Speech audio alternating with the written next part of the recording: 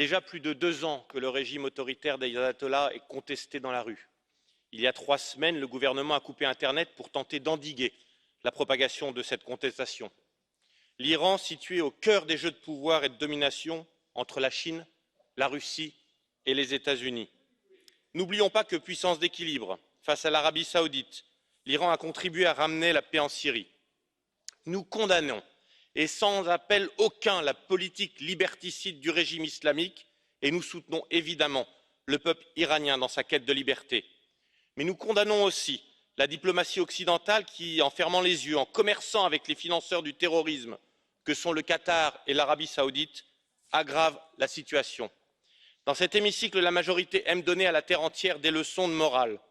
Une résolution n'est pas de la diplomatie et balayons devant notre porte. Ici aussi, la liberté d'expression est souvent menacée. L'Union européenne n'est pas légitime pour faire entendre une voix efficace. L'Union européenne a perdu toute crédibilité au Proche-Orient après les fiascos libyens et syriens. Laissons les nations d'Europe, seuls véritables acteurs de la diplomatie, défendre leurs intérêts et les peuples choisir leur destin. Merci.